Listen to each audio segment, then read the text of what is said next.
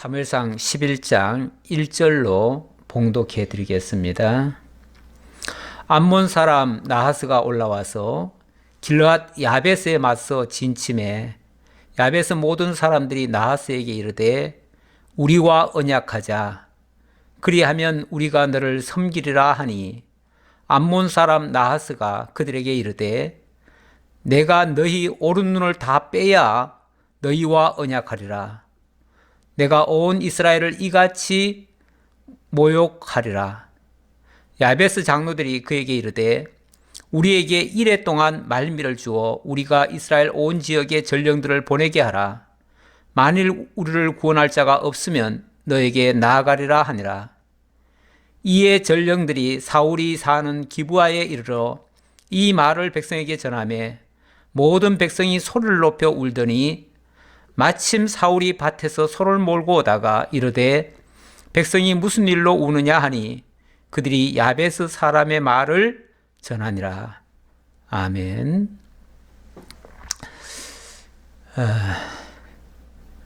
어려운 일이 발생을 했네요. 이 백성들한테는 전쟁이라는 것보다 더 무서운 일은 없지요. 전쟁의 기운이 감돌면 모두가 다 공포에 떨게 되어집니다. 이스라엘 땅이 또 전쟁의 화마에 이제 들어가게 됐습니다. 그래서 온 이스라엘이 엄청나게 지금 두려워 떠는 이런 때가 되었습니다. 그런데 항상 말씀드리지만 위기라고 하는 것은요, 새로운 기회가 될 수가 있는 겁니다. 그리고 어떤 새로운 역사가 쓰여지려고 하면 반드시 위기가 먼저 찾아옵니다. 위기가 찾아오고 그 위기를 잘 통과하고 나면 그 다음에 기회로 바뀌게 되는 것이죠. 그리고 새로운 역사에 대한 그런 아름다운 일들이 발생하게 되어지죠. 우리 하나님께서 새로운 역사를 창조하시려고 지금 이스라엘 땅에 어려운 일이 발생하게 하신 겁니다. 지금 무슨 일이 있죠? 바로 이스라엘의 새로운 나라가 세워지는 그러한 때가 됩니다. 새로운 나라가 세워질 때가 됐기 때문에 이러한 위기가 찾아왔다, 이렇게 보셔도 됩니다. 그래서 위기가 찾아오는 것은 뭔가 새로운 변화를 가져오려고 하는 하나님의 역사다, 이렇게 이해하셔도 틀린 말이 아닙니다. 지난주의 내용 잠깐 소개를 해드려 보면요, 하나님께서는 백성들의 요구대로 사울을 왕으로 세워주십니다. 그래서 사무엘도 기뻐했고요, 백성들도 너무너무 기뻤어요. 아주 잘된 세움이라고 생각을 했던 거죠.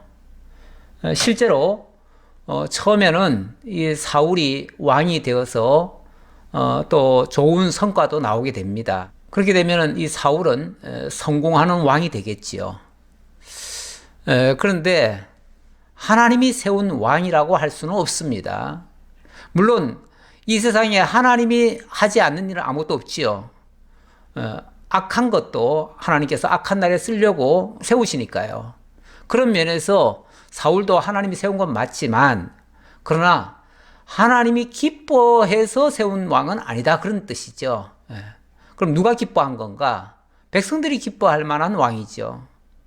그래서 궁극적으로 가보면 이 사울은 사실은 실패하는 왕이 됩니다. 여기서 우리가 한 가지 생각을 해보고 넘어갈 게 있어요. 그렇게 되면 하나님이 그 왕을 잘못 뽑으신 것일까? 그러면 그 책임도 하나님께 있는가? 이런 이제 문제가 나올 수가 있죠. 결론부터 이야기하면 하나님이 하신 것은 맞지만 그렇다고 하나님께 책임을 돌릴 수는 없습니다. 왜냐하면 이것은 애초에 시작이 백성들의 잘못된 요구에 의해서 시작이 된 겁니다. 그래서 백성들의 요구가 잘못됐고요. 하나님께서는 그들의 요구가 잘못됐다는 것을 깨우쳐 주시려고 그가 장차 악한 일을 할 줄 뻔히 아시면서도 백성들의 요구대로 들어주신 거예요. 그래서 그가 세워진 것이지 정말 성공적인 하나님의 그 뜻을 이루기 위한 목적에서 세워진 것은 아니다. 이런 예는 우리 예수님을 통해서도 볼 수가 있지요. 예를 들면 우리 예수님이 12제자를 직접 당신이 뽑으셨죠. 그런데 그 12제자 가운데는 잘못된 제자도 하나 있습니다. 바로 가룟 유다지요. 그러면은 이 가룟 유다를 예수님이 직접 뽑아서 세웠으니까 그럼 예수님이 잘못 뽑은 걸까? 가룟 유다를 착각하고 잘못 뽑은 걸까? 그럴 일은 만무하지요. 만약에 내 실패작이다. 그러면 예수님이 정말 전능자 같으신 분이 아니죠. 한 치 앞도 못 내다보신 분이죠.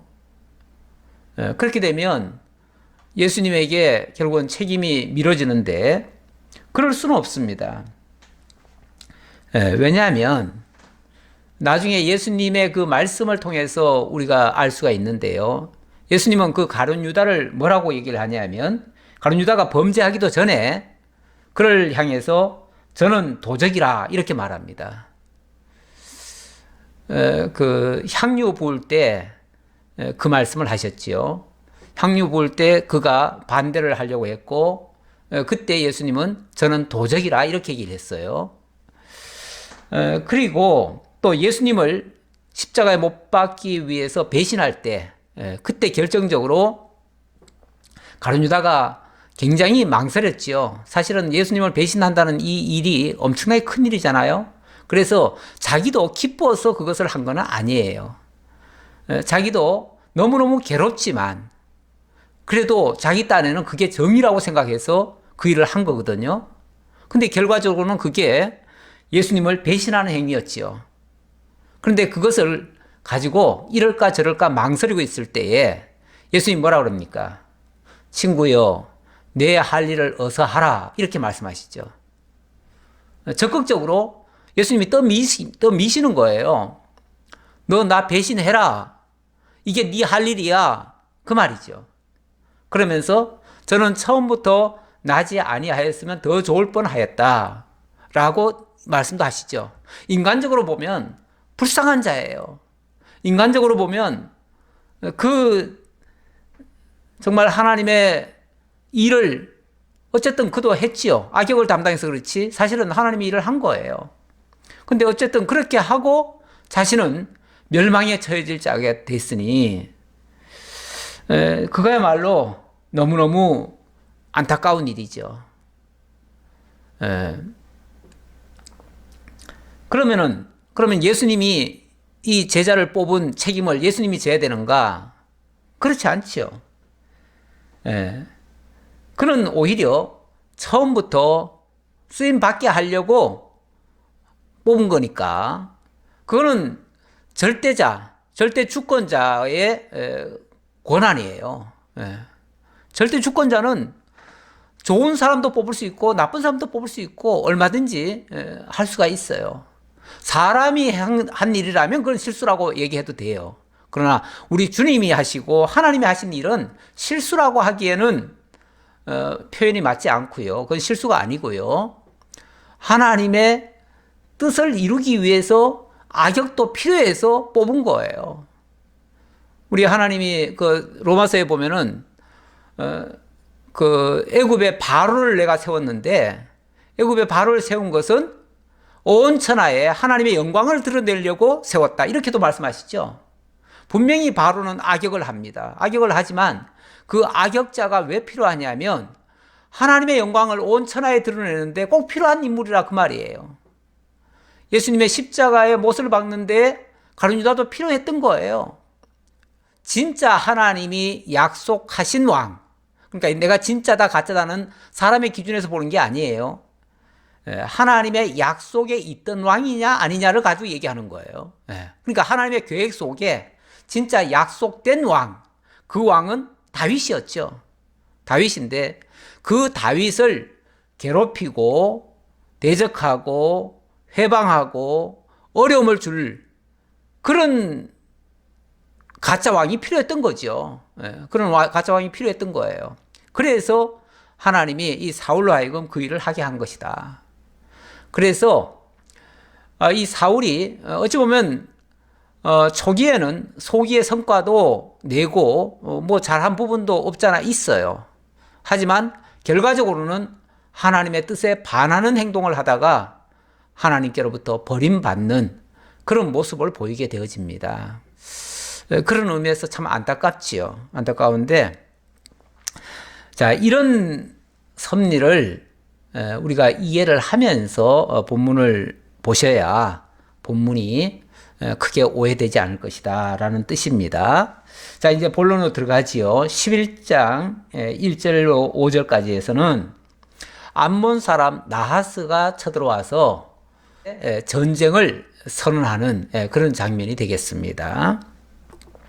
암몬 사람 나하스가 올라와서 길르앗 야베스에 맞서 진침해 야베스 모든 사람들이 나하스에게 이르되 우리와 언약하자 그리하면 우리가 너를 섬기리라 하니. 일단 이 나하스 암몬 사람이 이 길르앗 야베스까지 올라왔습니다. 쳐들어온 거죠. 올라왔다는 말은 좋게 말하니까 올라왔다는 거지 쳐들어왔다는 얘기예요. 자, 쳐들어와서 진을 쳤다. 그러니까 전쟁으로 아주 초토화를 시키려고 아주 위협을 하고 있는 거죠. 그러니까 어떻게 해서든지 전쟁은 막아야 되지 않겠어요? 왜냐하면 전쟁이라고 하는 거는 이게 뭐 정당하냐 그러냐를 떠나서요. 일단은 터졌다 하면은 많은 사람들의 피해가 나게 됩니다. 수많은 사람들이 죽게 되죠. 뭐 군인들이야 전쟁하다가 죽으면은 뭐 영웅이라도 되지만 일반 백성들은요. 그야말로 진짜 개죽음이 되는 거예요. 아무런 보호도 받지 못하고 전쟁이 되면요. 원래 남자들은 뭐 전쟁터에 나가서 싸우다가 죽으니까 전사라고 보통 얘기를 하는데 여자들과 아이들은요. 이거는 완전히 뭐 짓밟히는 거예요, 그냥. 그래서 이제 사람 대접 못 받는 거예요, 전혀. 그래서 제일 어떻게 해서든지 자고한 전쟁은 막아야 되는 것이 원칙이에요. 그래서 야베스 장로들이 가가지고 제발 우리 전쟁을 하지 맙시다. 우리하고 좋게 좀 이야기합시다. 그래가지고 당신들이 뭘 원합니까? 당신들이 원한다면 우리가 조공도 바치겠고 뭐 전쟁해서 어차피 패전한 다음에 전쟁 배상금 무느니 차라리 전쟁하기 전에 우리가 당신들이 원하는 대로 다 해드리겠습니다. 이렇게 제안을 한 거죠. 참 굴욕적인 제안이죠. 근데 어떻게 하겠어요? 일단은 전쟁은 피해야 되니까 그렇게까지 했지요. 그랬더니 2절에 암몬 사람 나하스가 그들에게 이르되 내가 너희 오른눈을 다 빼야 너희와 언약하리라. 내가 온 이스라엘을 이같이 모욕하리라.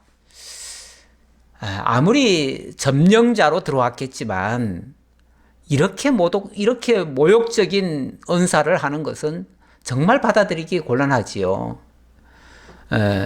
우리가 전쟁을 피하겠다고 어쩔 수 없이 저자세로 굴복하는 모습을 보일 수도 있겠지만 그렇다고 해가지고 최후의 그 자존심마저 다 짓밟아 버리면은 가만히 있을 수가 없지요. 원래 쥐를 쫓아도요, 고양이가 쥐를 쫓는데 쥐를 쫓아도 피할 구멍 남겨놓고 쫓아야지 구멍 안 남겨놓고 쫓으면요 나중에는 쥐도 덤벼들어요. 어차피 이판사판이에요. 어차피 죽으니까 어차피 죽을 바에는 한번 물어 뜯고라도 죽겠다 그 심정이지요. 그러니까 야베스 장로들이 그에게 이르되 우리에게 이레 동안 말미를 주어 우리가 이스라엘 온 지역의 전령들을 보내게 하라. 만일 우리를 구원할 자가 없으면 너에게 나아가리라 하니라.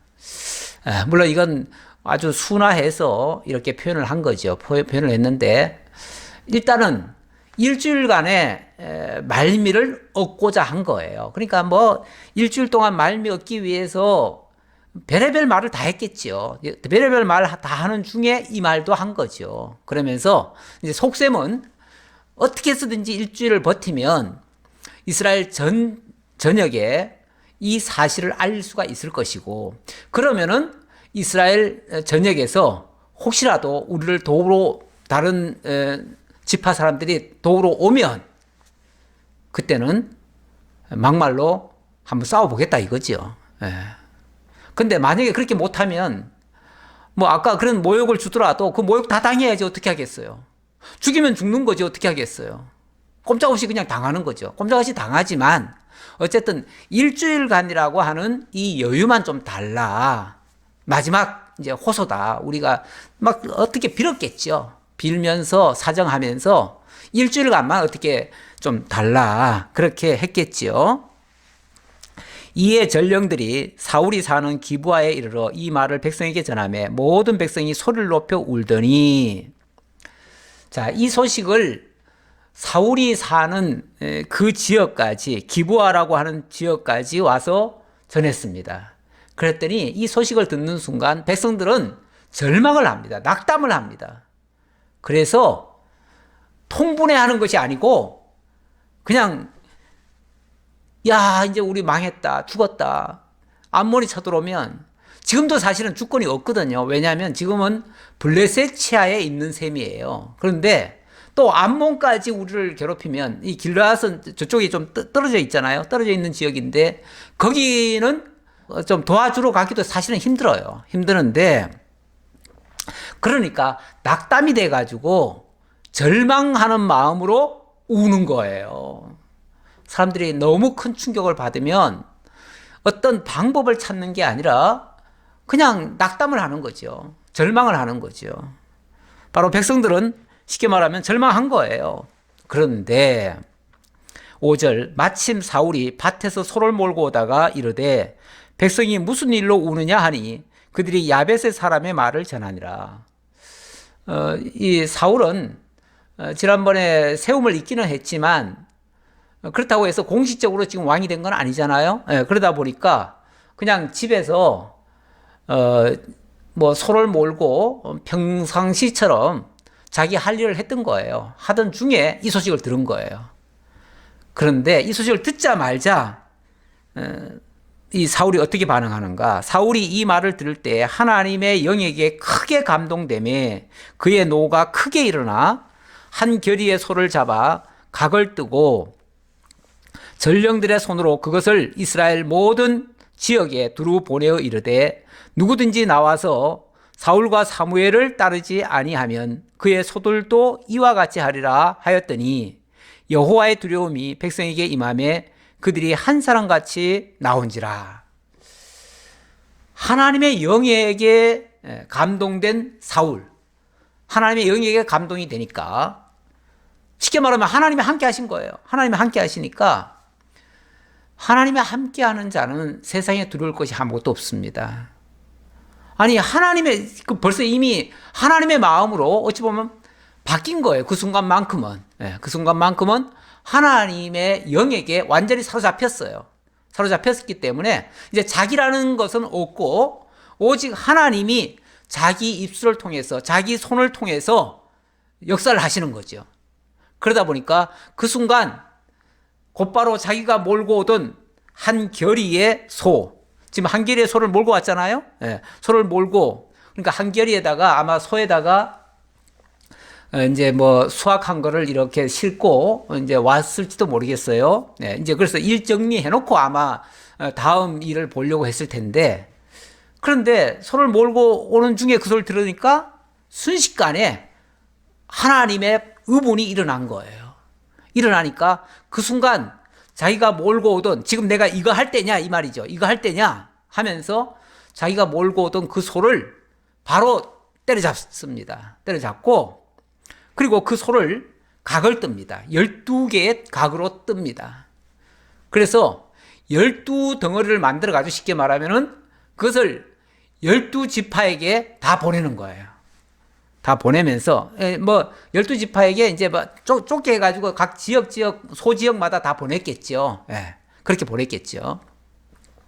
그러니까 뭐 몇 등분을 했는지는 정확히는 알 수 없지만, 일단은 12지파에게 골고루 나눠주는데, 한 덩어리라기보다는 그걸 또 쪼개가지고 각 동네마다 다 보냈겠죠. 자, 보내면서 뭐라고 같이 말을 첨부를 했냐면, 만약의 경우 이번 전쟁에 나오지 않는 자가 있다면 이 소가 이렇게 각을 뜬 것처럼 너희들의 소도 다 각이 떼어질 것이다. 그게 이제 하나의 경고 사인이에요. 예. 자, 그런 어떤 의문을 그 백성들에게 전달을 한 거예요. 전달을 했더니 여호와의 두려움이 온 백성에게 임했다 그럽니다. 임해가지고 이게 이제 솔직히 말하면 지금 사울이 아직 왕 아니잖아요. 왕 아닌데 왕도 아닌 사람이 명령한다고 듣겠습니까? 네가 뭔데? 네가 벌써 왕이 된 것처럼 행동하느냐? 이렇게 나올 수도 있죠. 그런데 한 사람도 반대하는 자가 없이 모두 두려운 마음에서 정말 이렇게 하지 않으면은 우리 소가 다 각이 떼어지고 우리가 다 망할 수 있겠다라는 그 두려운 마음에 한결같이 사람들이 다 나왔다는 거예요. 나왔는데 그래서 이제 계수를 해보지요. 8절에 사울이 베색에서 그들의 수를 세어보니 이스라엘 자손이 30만 명이요 유다 사람이 3만 명이더라. 그래서 그 나온 사람들 계수를 해보니까 11지파에서는 30만 명이 나왔고 한 지파 바로 유다 지파에서는 그러니까 10지파겠죠. 10지파에서 30만 명이 나왔고 한 지파에서는 3만 명이 나왔어요. 그러니까 한 지파당 3만 명씩 나왔다 그 소리겠죠. 예. 자관 요 일주일간의 시간 여유를 벌었는데 그 일주일 동안에 이런 엄청난 역사가 일어난 거예요. 이것도 순식간에. 이게 지금 하나님의 역사가 아니고서는 될 수 없는 역사입니다. 아니 사울이 아직 왕도 되기 전에 명령한다고 온 백성들이 듣겠습니까? 들을 리가 없지요. 그런데 여호와의 두려움이 임하니까 모든 사람이 한결같이 달려나오게 됐다. 무리가 와 있는 전령들에게 이르되 너희는 길앗 야베스 사람에게 이같이 이르기를 내일 해가 더울 때에 너희가 구원을 받으리라 하라. 아울러 이 사울이 그렇게 얘기를 합니다. 너희가 해가 더울 때에, 해가 더울 때란 말은 해가 이제 중천에 떠가지고 가장 뜨거울 때, 그때가 원래 이스라엘 사람들은요 낮에 너무너무 뜨거워서 원래 중동 사람들이 그래요. 중동 사람들은 너무 뜨거워가지고 한낮에는요 아무것도 못합니다. 그래서 아침 저녁으로 일하고 한낮에는 보통 그 사람들은 잠자요. 그래서 낮에 한 잠씩들을 자지요. 어차피 일도 못하고 그러니까요. 더워서 밖에 돌아다니지도 못하고요. 그 시간대쯤 너희들이 구원을 받을 것이다 라고 말합니다. 전령들이 돌아가서 야베스 사람들에게 전하며 그들이 기뻐하니라. 그렇죠. 지금 사울이 그러는데 지금 내일 내일 가장 더운 시간, 지금 우리나라 시간으로 말하면 낮 12시가 되겠죠. 그때쯤 너희들은 이제 구원을 받을 것이다. 다시 말하면 저 암몬의 그 압박에서부터 벗어날 것이다. 그 말이죠. 자, 그래서 10절 야베스 사람들이 이에 이르되 우리가 내일 너희에게 나아가리니 너희 생각에 좋을 대로 우리에게 다 행하라 하니라. 좋습니다. 너무너무 기쁜 소식입니다. 그렇다면 여러분들이 원하는 대로 사울이 원하는 대로 우리가 다 따르겠습니다. 이제 말씀만 하십시오. 우리가 다 따라서 그대로 행하겠습니다. 내일을 준비하겠습니다. 내일 구원받을 준비하겠습니다. 그 얘기겠죠. 자, 이 뭐 큰 소리는 누구든지 다 칠 수 있지만 큰 소리 친다고 일이 되는 건 아니죠. 실제로 그렇게 역사가 일어나야지요. 일어나야 되는데 일단 이건 전쟁입니다. 전쟁이다 보니까 전쟁에는 원래 전략과 전술이라는 게 나와야지요. 뭐 그냥 가만히 앉아서 되는 법은 없지요. 그래서 사울이 어찌 보면 전략과 전술을 쓰는데 그 방법이 뭐냐면 11절입니다. 이튿날 사울이 백성을 3대로 나누고 새벽에 적진 한가운데로 들어가서 날이 더울 때까지 암몬 사람들을 치매 남은 자가 다 흩어져서 둘도 함께한 자가 없었더라. 자, 내일 낮에까지 너희들이 구원받을 것이다 라고 했는데 그렇게 하려면은 새벽에 일하지 않고는 그 일이 이루어질 수가 없지요. 그래서 새벽에 이 사울이 백성들을 세 대로 나눴다 그럽니다. 그러니까 3분의 1, 3분의 1, 3분의 1로 나눠가지고 아예 다 에워싸게 만들었다는 거죠. 에워싸고 그 다음에 어찌 보면 자신은 적진 한가운데로 들어가 버린 거예요. 그래서 거기서 진두지휘하면서 완전히 일망타진을 해버린 거죠. 순식간에. 지금도 그렇지만요. 33만이라고 하는 이 숫자는요. 이거는 정말 무서운 숫자입니다. 암몬이 얼마나 쳐들어왔을지는 모르지만 뭐 33만이라는 숫자는 절대 안 될 겁니다. 이거는 뭐 그들은 쳐들어와도 모르겠어요. 사실은 10만도 많은 거죠. 10만 대군이라고 합시다. 우리 옛날에 뭐 많은 큰 전쟁에서 보통 10만 대군 이런 말을 했지요. 10만이라고 해도 굉장히 큰 숫자일 텐데 이스라엘 지금 백성들은 물론 뭐 제대로 된 무기도 없을 것 같고 하지만 어쨌든 숫자적으로 30만이나 왔어요. 30만에 왔으면요. 33만이 왔죠. 33만이 왔으면 아마 30만 명은 무기도 없이 왔을 거예요. 농기구 들고 왔을 거예요. 그럴 거고 한 3만 정도는 혹시 모르겠어요. 그들은 이제 정병처럼 무기를 제대로 갖추고 있는지 모르겠어요.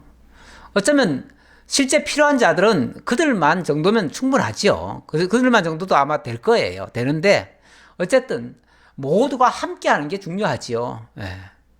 모든 사람이 어떻게 다 가가지고 다 전쟁하겠어요.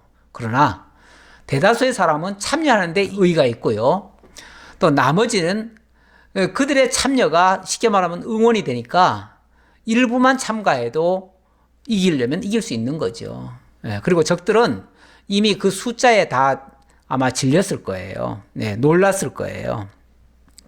그렇게 해서 한낮이 되기 전에 날이 더울 때까지 암몬 사람들 다 쳤대요. 치니까 그들 중에서는 암몬 사람들이 이제 일부는 남아가지고 도망갔을 거 아니에요? 그런데 둘도 함께 한 자가 없었더라. 겨우 혼자들은 어쩌다가 도망간 사람들이 있었겠지만 둘이 함께 도망갈 정도로 그렇게 여유있게 도망간 사람은 아무도 없었다 그 말이죠. 자, 이렇게 해서 드디어 이스라엘이 승리를 거뒀습니다. 뭐 이 암몬 사람 나하스는 괜히 한번 호기 부리다가 된통 혼난 거죠. 그리고 이 사건을 통해서 사울이 엄청나게 정말 위대한 장군임이 부각이 된 겁니다. 하나님께서 사울을 왕으로 세우면서 이 사울이 왕이 될 자격을 갖추고 있다라는 걸 어찌 보면 보여준 거예요. 보여주면서 이 사람의 그런 어떤 위기를 이겨낼 수 있는 그런 능력 이런 것들을 보여준 겁니다. 원래 위기에서 영웅이 탄생하는 겁니다. 원래 세상에서도 많이 그래요. 그래서 세상에 어려운 일이 발생하면요, 그 어려운 일 때문에 다 망하는 게 아니고 거기서 틀림없이 또 승리자가 나오게 되고요. 그러면 그 사람은 국민적 영웅이 되어집니다. 지금 뭐 코로나 때문에도 지금 엄청나게 우리나라 사람들 지난 1년간 시달렸는데 사실 그것 때문에 우리나라 누굽니까 방역 일선에 나서서 일하는 사람, 그 사람 아주 두각이 뛰어난 거 아니에요? 질병청장이죠. 질병청장이 됐죠. 질병청장 부각이 된 거죠. 난세의 영웅이 난 겁니다. 세계적으로 유명 인사가 돼버렸어요. 그리고 정말 믿을 만한 사람으로 인정받게 됐고요. 그것 때문에 한국 K방역도 전 세계로 지금 수출이 돼가지고 지금 수출이 어마어마하게 되고 있다고 그래요. 그래서 지금 이 하반기에는 우리나라 지금 방역 수출 엄청난 효자 종목으로 지금 수출 플러스까지 됐어요. 지금 마이너스 수출에서 지금 플러스 수출로 지금 바뀌고 있어요. 또 이번에는 이런 것들이 다 시너지 효과가 나가지고 이번엔 뭐 선박 수주가 세계의 모든 선박 수주의 지금 70%인가를 우리가 다 따왔다 그래요. 전에는 한때 우리가 중국한테 뺏겼는데 이번에는 중국에는 거의 뭐 전멸이고 일본에도 지금 수출이 안 되고 우리만 전 세계에 필요한 모든 배를 우리가 다 수주를 했다고 그래요. 예. 이런 것들이 K방역과 무관하지 않습니다. 그러니까 이 K방역이 아주 좋게 외국에서는 우리는 지금 뭐 이게 뭐 여러 가지로 지금 자꾸 비판도 받고 뭐 그러지만은 이건 정쟁의 문제로 지금 보여지고요. 실제로는 외국에서는 우리나라를 엄청 지금 부러워하고 있습니다. 이 K방역을 엄청 부러워하고 있어요. 그래서 어쨌든 이 난세의 영웅이 어찌 보면 탄생한 거예요. 그런 거라고도 볼 수 있어요. 어느 나라든지 마찬가지입니다. 어느 나라든지 어려운 일이 발생하면 거기서 영웅이 나와요. 영웅이 나오게 돼 있어요, 원래. 그래서 전쟁이 터져도 전쟁의 영웅을 찾게 되죠. 그건 일부러 신화 만들려고 그러는 게 아니라 실제로 그럴 때에 빛나는 사람이 나타나게 돼 있어요. 바로 이 이스라엘의 위기 앞에서 이 사울이라는 사람이 영웅으로 등극을 한 거예요. 자, 이러고 나니까 사람들의 이제 평가가 달라지죠. 갑자기 그동안 사울을 무시했던 사람들도 있을 거 아니에요? 지난번에도 왜 뽑혔을 때 뭐 사울이 그 뭐 우리 옆집에 살던 사람 아니냐 그러면서 완전 무시했던 사람들이 있어요. 지난주 그 27절에 보면 10장 27절에 보면 이 어떤 불량배는 이르되 이 사람이 어떻게 우리를 구원하겠느냐 하고 멸시하며 예물을 바치지 아니하였다. 이런 말도 하잖아요. 그러니까 완전히 무시당했었어요. 그러니까 사울이 만약에 이런 전과가 없이 이런 영웅적인 이런 역사가 없이 만약에 어느 날 왕으로 등극하면요. 그 사울을 무시할 사람 많아요. 지까짓게 언제부터 왕감이라고 왕노릇하고 있어. 그러면서 완전히 무시할 거예요. 그의 말이 먹혀 들어가지를 않아요. 그런데 하나님께서는 이런 난세를 당하게 하고 거기서 영웅적인 스토리를 만든 다음에 그로 하여금 모든 사람들 위해서 왕노릇을 하기에 적합하도록 이렇게 하나님께서 자리를 다 마련해 준 거예요. 쉽게 말하면 왕노릇 할 수 있도록 길을 다 닦아 준 거예요. 이제부터는 아마 마음껏 하고 싶은 것을 펼쳐도 아무도 지금 반대 안 할 거예요. 그만큼 왕에 대한 신뢰도가 올라간 거죠. 자, 이렇게 되면 옆에서 그걸 뭐 알랑방구라 그러나요? 뭐라고 자관 축혀주면서 막 이렇게 드높이고 이런 사람들이 또 있습니다. 그러면서 마치 이번 전쟁의 승리는 이제 사울이지만 그 사울의 이름을 빌어가지고 자기네들을 더 높이려고 자기네들은 이제 협력했다 이거지요. 우리는 사울의 충신이었다 이거지요. 그러면서 마치 자기네들이 그동안 비협조적이던 사람들, 반대하던 사람들, 그런 사람들은 이번 기회에 아주 혼내줘야 된다 그러면서 막 떠들어대는 사람이 있어요. 여기도 보니까 나오네요. 여기 12절에 보니까 백성이, 그러니까 전체 백성이라는 얘기는 아니고요.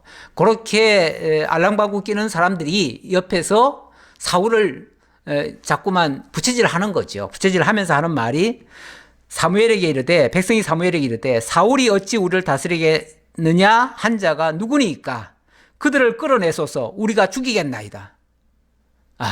우리가 죽일 테니까 지난번에 그 사울 무시하고 멸시하던 사람, 그 사람들 잡아오세요. 그럼 우리가 죽여버릴게요.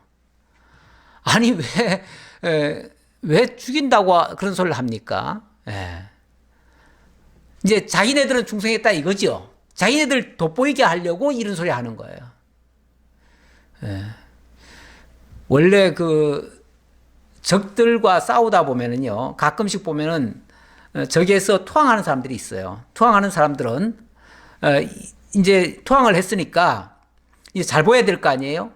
그래야 자기도 이제 신뢰를 받고 인정을 받을 거니까 그때는 더 악랄하게 그 상대를, 그러니까 얼마 전까지 자기가 속해 있던 쪽에 아주 악랄하게 대항하는 경우가 있어요. 그러면서 내가 옛날에 이렇게 겪었는데 저런 놈은 다 죽여야 된다 그러면서 이쪽에서는 그렇게까지 하려고 하지 않는데 아주 막 보복까지 하려고 하고 뭐 앞장서서 악역을 담당하려고 하는 사람들이 있어요. 꼭 그 자기 돋보이게 하려고 하는 소리예요. 자기 인정받으려고 옛날 동료들을 배신하는 그런 행위를 하는 거죠. 그래서 이 한번 배신한 사람들은요, 사실은 더 악하게 나가는 경우가 많습니다. 세상에서도 보면은 이 변절자들이 얼마나 악랄하게 행동하는지 몰라요. 그런 경우가 참 많아요. 그래서 변절자들, 배신한 사람들은 사실 상대하기가 무섭습니다. 그런 사람들은.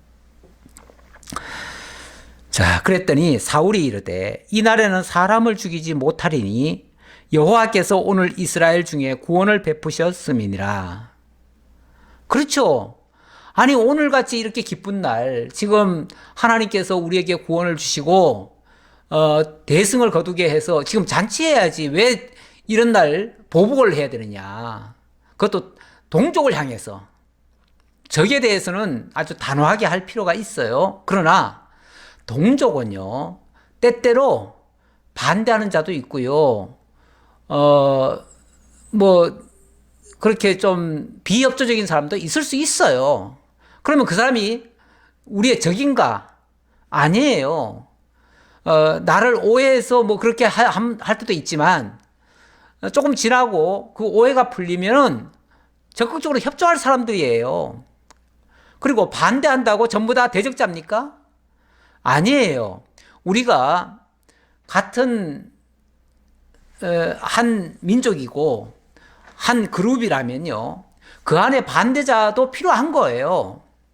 그래서 세상에서도 여당이 있는가 하면 야당도 있잖아요. 그러면 여당과 야당은 서로 적인가요? 아니에요.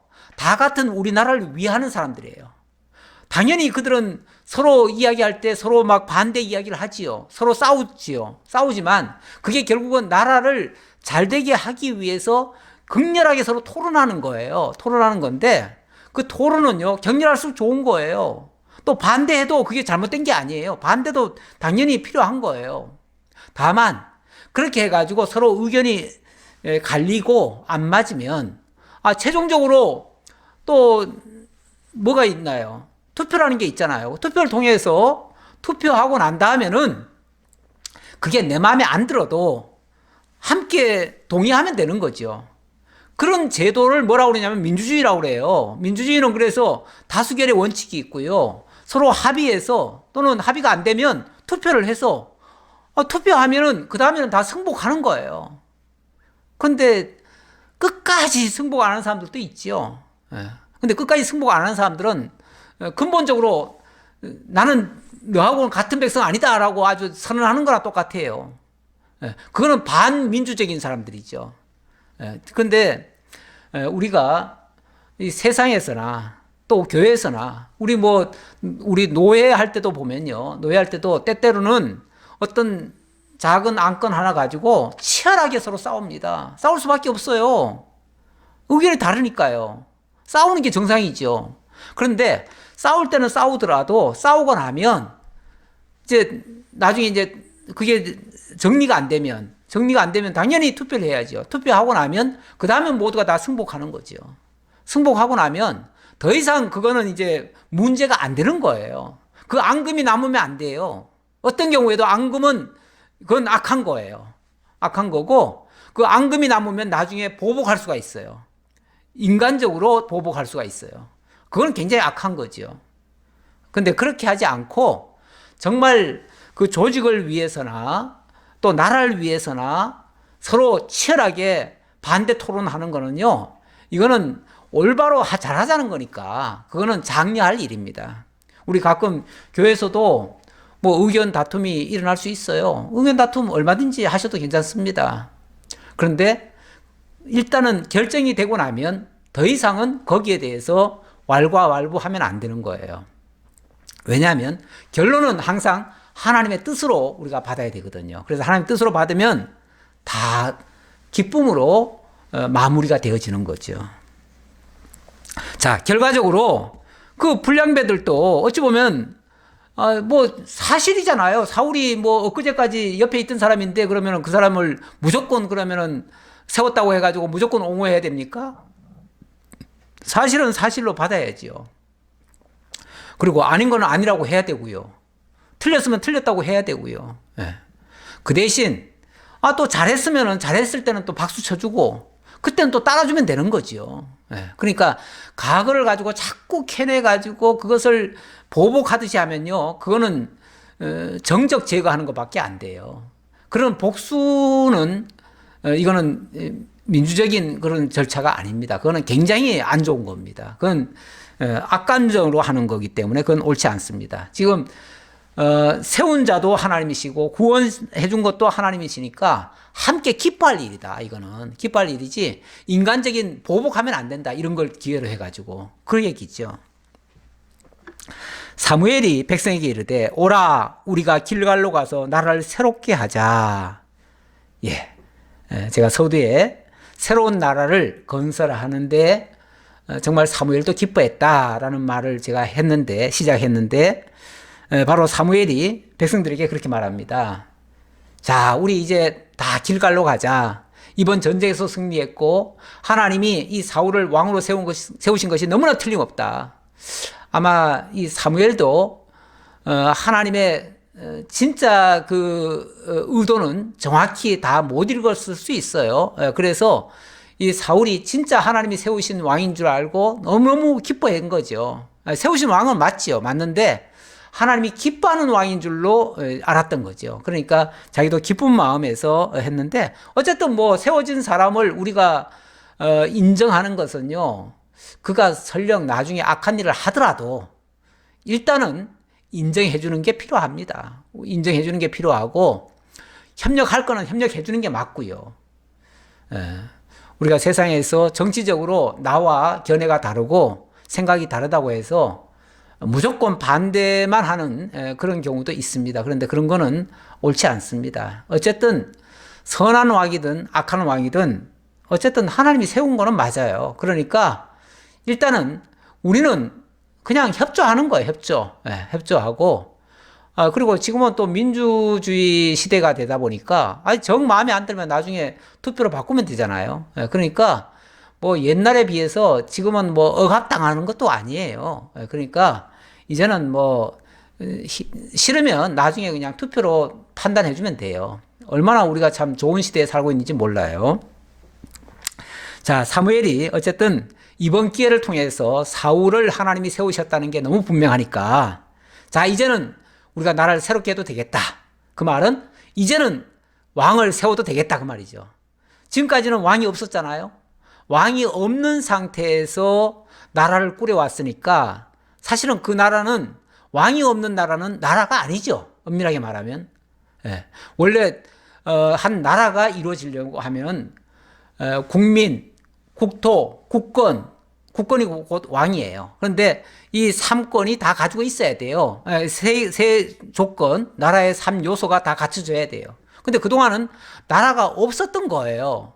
사무엘이 이 왕권을 가지고 백성을 다스리긴 했지만 사실 그 온전한 왕권은 아니죠. 임시적인 거죠. 임시적. 그래서 사사라고까지는 얘기할 수 있지만 왕이라고는 얘기를 못해요. 그거는 한시적인 거예요. 한시적. 그런데 이제 왕을 세우면 그 왕은 이제 없어지지 않지요. 왕은 일단 세워지면요, 그 다음부터는 그 아들을 통해서 계속 왕위가 이어지기 때문에 이건 자동으로 이제 왕위가 끊어지지 않아요. 왕위는 절대 끊어지면 안 돼요. 일단 왕이 되고 나면은 왕위는 절대 끊어지면 안 돼요. 만약에 왕위가 끊어지면 나라를 잃는 거예요. 잃는 거기 때문에 그래서 나라를 새롭게 하자 이 말은 지금 제대로 되지 않은 나라를 이제 제대로 된 나라로 만들자, 그 얘기죠. 그렇게 하기 위해서 우리 길갈로 가자. 길갈에는 회막이 있지요. 그러니까 그 회막에 가서 왕의 대관식을 하겠다, 그 말이죠. 거기서 이제 하나님 앞에 기름 부어서 정식으로 왕을 세우려고 하는 거죠. 자, 이에 모든 백성이 길갈로 가서 거기서 여호와 앞에서 사울을 왕으로 삼고 길갈에서 여호와 앞에 화목제를 드리고 사울과 이스라엘 모든 사람이 거기서 크게 기뻐하니라. 이거는 뭐 진짜 모두가 다 기뻐할 일이죠. 사실 뭐 왕이 새롭게 세워지고 그리고 없던 나라가 이제 정식으로 연호를 띠게 된 거죠. 그렇게 됐으니까 얼마나 기쁜 날이겠어요. 아마 천하를 다 얻은 것 같이 그런 기쁨이 왔을 거예요. 그리고 이 사울은 지난번에 이 암몬 사람 나하스를 아주 깨끗하게 처리했잖아요. 결단력도 있었고요. 일주일 만에 다 깨끗이 해결된 거 아니에요? 일주일 시간 벌었었는데 그 일주일 만에 깨끗이 길르앗 야벳 사람들을 구원시켰잖아요. 뿐만 아니라 적들을 완전히 물리치고, 그러니까 앞으로 어떤 문제가 발생하더라도 이 왕이 우리를 구원해 줄 것이다 라고 하는 이런 믿음, 이런 확신을 준 거죠. 참 좋은 일이죠. 좋은 일인데 이렇게 들떠만 있으면 또 안 되죠. 자칫하면 방심할 수 있고요. 또 나태할 수 있기 때문에, 그래서 사무엘이 왕은 세워주되 왕의 대관식에 앞서서 뭘 합니까? 그들에게 주의사항을 주는 거죠.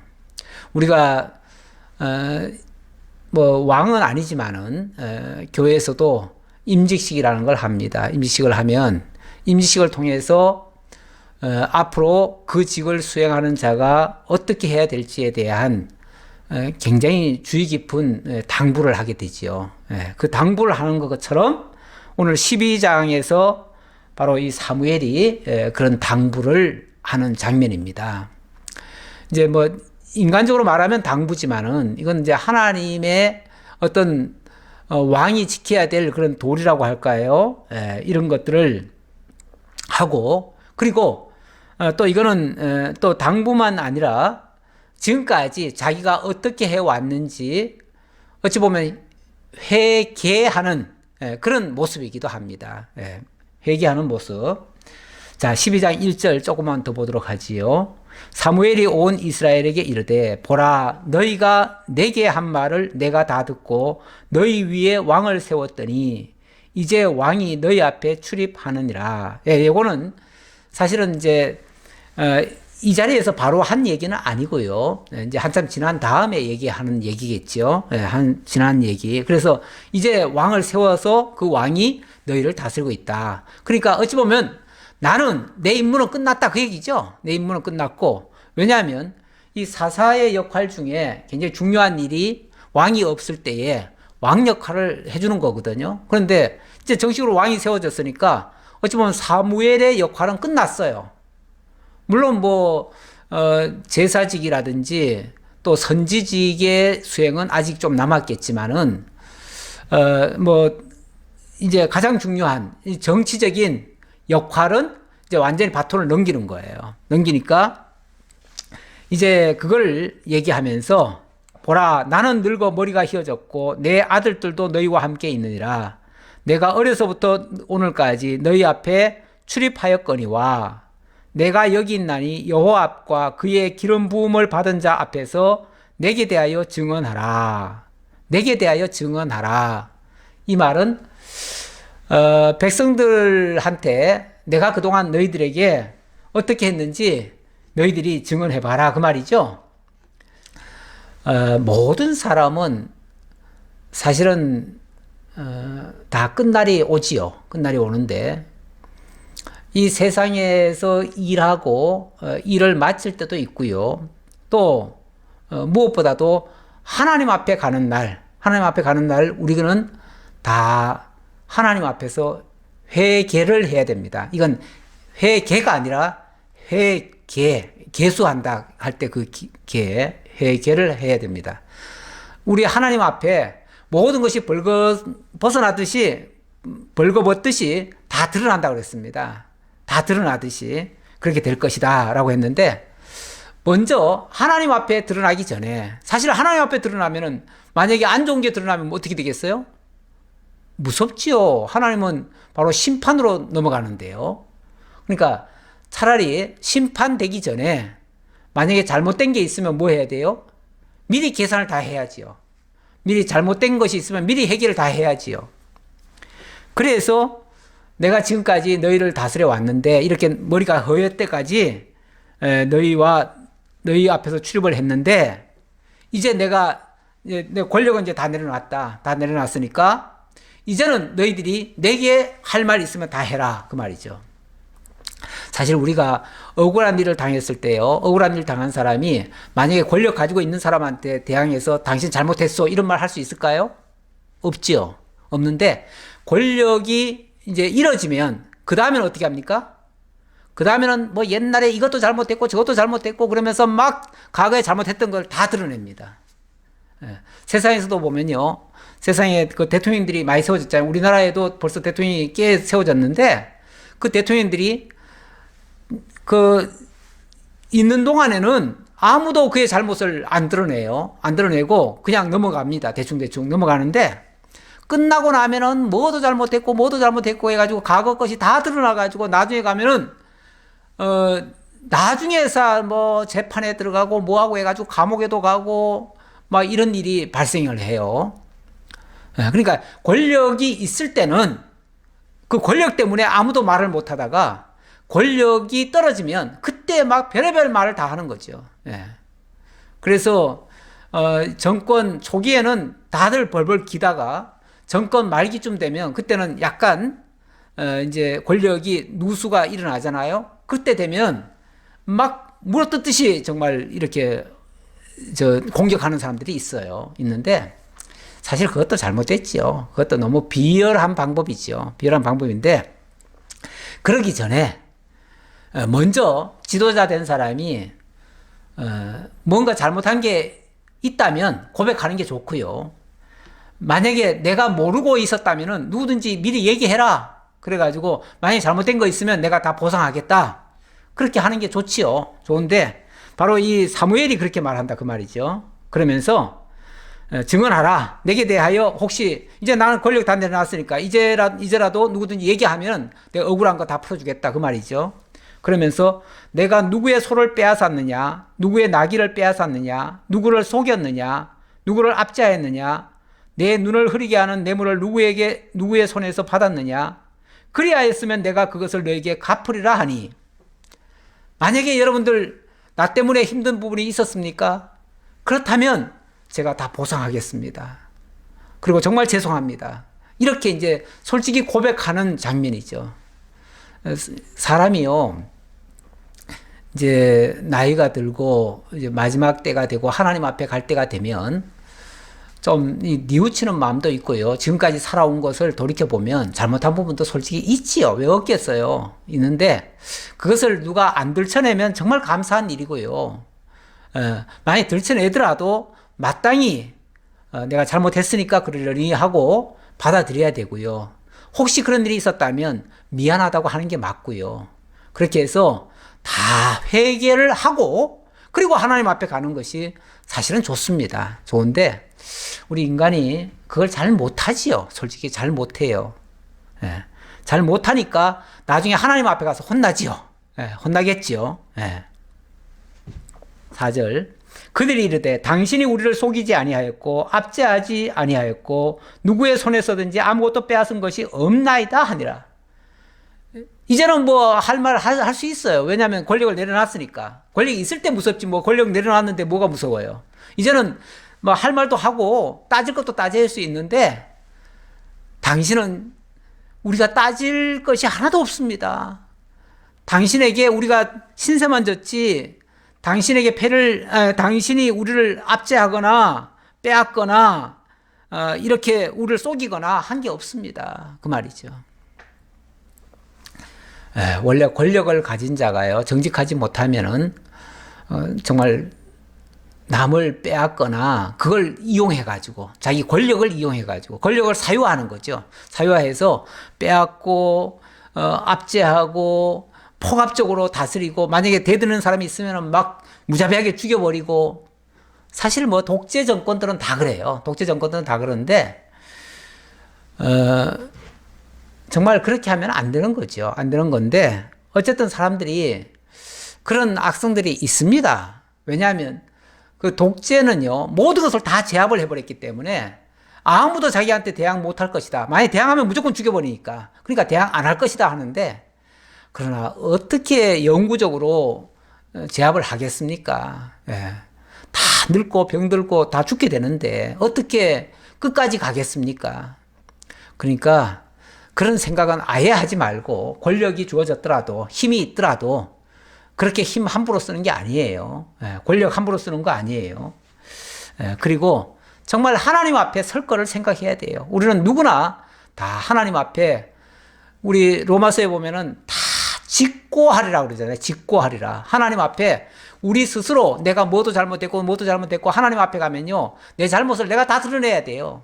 하나님 앞에 드러내기 전에 사람 앞에 그러니까 하나님 앞에 드러나는 것이 더 부끄러운 거지 사람 앞에 드러나는 게 뭐 그렇게 부끄럽습니까? 사람 부끄러워하면 안 돼요. 왜냐하면 사람은요 누구든지 다 실수할 수 있기 때문에 내가 부끄러운 짓을 했다고 해도요 이해해줘요. 그래 사람 다 그래. 내가 사실 이런 일도 있었습니다. 이렇게 잘못했습니다 하면요 그래 그런 생각 나도 할 수 있어. 사람들이 동병상련처럼 인정을 해요. 그러니까 사람 앞에 토로소를 하는 게 낫지 정말 하나님 앞에 가서 정말 부끄러움 당하는 것은 더 안 좋습니다. 자, 그러자 마지막으로 이제 사무엘이 이렇게 얘기합니다. 사무엘이 백성에게 이르되 너희가 내 손에서 아무것도 찾아낸 것이 없음을 여호와께서 너희에게 대하여 증언하시며 그의 기름 부음을 받은 자도 오늘 증언하시느라 하니 그들이 이르되 그가 증언하시나이다 하니라. 어쩌면 좀 홀가분하지요. 다 털어볼 수 있어서 홀가분한 거죠. 사실 우리가 알게 모르게 잘못한 부분이 많지요. 많으니까 그런 것을 혹이라도 누군가 감정으로 가지고 있을까봐 두렵지요. 때로는 두려워요. 그래서 정말 마지막 때는 우리 사무엘처럼 제가 혹시 잘못한 건 없었을까요? 이렇게 말할 수 있는 용기도 필요한 것 같아요. 그런데 모르겠어요. 저도 나중에 퇴임할 때 이런 말을 과감하게 할 수 있을런지 그만큼 자신이 있을런지 저도 사실은 장담을 못합니다만은 그만큼 깨끗하게 살아야 된다 그 소리죠. 이 말은 결과적으로 특히 힘 있을 때 권력 가졌을 때 더 정직하게 해야 됩니다. 우리가 아무것도 없을 때는요 먹고 사는 게 급급하니까 막 이런 방법 저런 방법 쓰다 보면은 좀 실수할 수도 있어요. 그런데 권력을 가졌을 때는 굳이 안 그래도 되잖아요. 굳이 그러지 않아도 돼요. 권력이라고 하는 거는 원래 봉사라고 준 거지 이용하라고 주는 거 아닙니다. 그러니까 좀 더 겸손하게 힘 있을 때 겸손하게 권력 가졌을 때 정말 섬기는 그런 자세가 우리 믿는 자들의 올바른 권리 행사입니다. 기도하겠습니다. 아버지 하나님 감사합니다. 오늘 정말 보잘것없던 사울을 하나님께서 성령의 감동으로 정말 이스라엘 민족을 길앗 야베스 사람들을 암몬 자손에게서 구원해내는 이 놀라운 역사도 해 주었습니다. 그리고 왕으로 등극하고 사무엘을 통해서 정말 이렇게 그동안 깨끗하게 살았다는 증거까지 받을 수 있도록 인도해 주셔서 너무나 감사합니다. 이런 말씀을 통해서 우리의 삶도 되돌아봅니다. 우리가 과연 하나님의 말씀대로 바르게 살았는가 늘 점검하고 정말 하나님 앞에 봉사하는 자세로 섬기는 자세로 살아갈 수 있는 저희 모두가 되도록 인도해 주옵소서. 오늘도 함께 주옵심을 감사드렸고 예수님 이름으로 기도하옵나이다. 아멘.